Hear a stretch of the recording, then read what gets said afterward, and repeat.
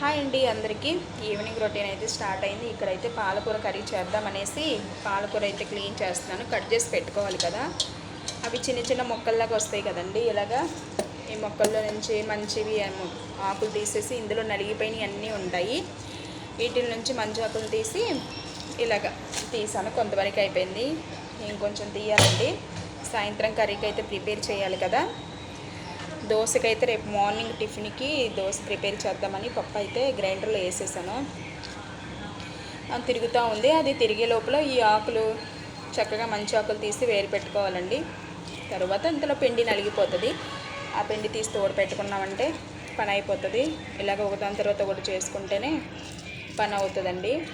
ఇలా ఉంటుంది evening routine అనేది. ఉదయం సాయంత్రం అయితే కంపల్సరీగా కర్రీ చేయాలి. ఉదయం అయితే బెండకాయ పులుసు చేశాను. మీరందరూ ఏం కర్రీ చేశారు? సాయంత్రం అయితే పాలకూర కర్రీ చేయాలండి. ఆకుకూరలు చేయక చాలా రోజులు అవుతుంది. ఈరోజైతే సాయంత్రం పాలకూర కర్రీ చేస్తాను పిల్లల కోసము. ఇలా ఉంటుంది ఈవినింగ్ రొటీన్ అనేది.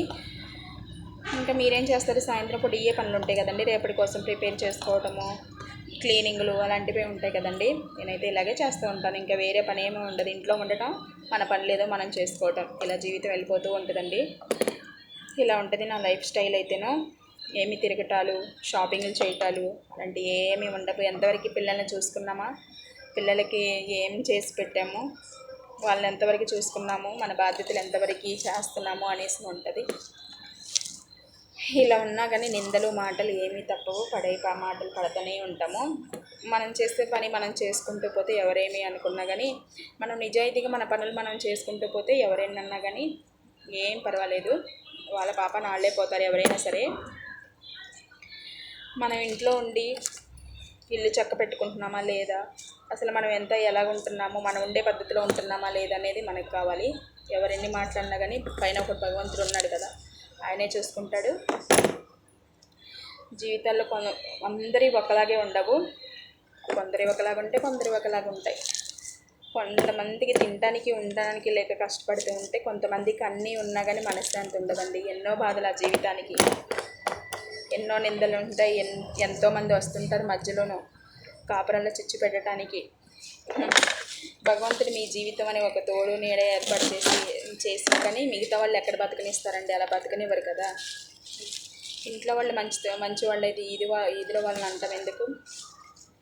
కొన్ని జీవితాల్లో కష్టాలతోనే కడదేరిపోతామేమో అనిపిస్తూ ఉంటుంది జీవితం మొత్తం కూడా. అలా ఉంటుంది. అందరూ అలాగే ఉండరు. కొన్ని తలరాతలు బాగోకపోతే అలాగే ఉంటాయండి. ఏం చేస్తాం, ఏం చేయలేము. ఇక మనకి ఉదయం ఒక వీడియో చేస్తాను. మన ధైర్యమైన, మనకి కష్టం వచ్చినా, మనకి బాధ వచ్చినా, మన సంతోషాన్ని ఏదైనా ఇంకా పిల్లలతో షేర్ చేసుకోవాలండి. వాళ్ళని చూస్తే మనకి ఏదైనా కష్టం వచ్చినా, అయ్యో నా పిల్లలు ఉన్నారేమో, నా పిల్లల కోసం నేను నిలబడాలి, వాళ్ళ కోసం ఏదైనా చెయ్యాలి అని అనిపిస్తుంది.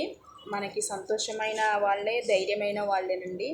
ఏదైనా ఇంకా నిరుత్సాహంగా ఉన్నామంటే, అయ్యో పిల్లలు ఉన్నారే, వాళ్ళ కోసం మనం ఏదైనా చెయ్యాలి, వాళ్ళు మన కోసం ఉన్నారు, వాళ్ళని మనం కన్నందుకు మన బాధ్యతలు నిర్వర్తించాలి అని కొంచెం ధైర్యం వస్తుంది. చాలామంది పిల్లల్ని చూసుకొని బతికే వాళ్ళు చాలామంది ఉన్నారండి. ఇలా ఉంటాయండి జీవితాలు అయితేను. ఉదయం వీడియో అప్లోడ్ చేస్తాను కదండి. ఏం చేస్తాం, ఏం చేయలేమండి. ఇంత భగవంతుడి మీద భారం వేసేసి బతికేయటమేనండి. నేనైతే ఈవినింగ్ కర్రీకి ఇలాగా వర్క్ చేస్తున్నాను. నా వర్క్ అయితే ఇంట్లో ఇలాగే ఉంటుందండి. ఇంకా క్లీనింగ్ చేయడం, పిల్లలకు వంట చేయడం ఇదే ఉంటుంది. పదే ఎంత చెప్పినా ఇదే ఉంటుందండి వీడియో అయితే లాంగ్ అయిపోతుందండి. బాయ్ అండి అందరికీ.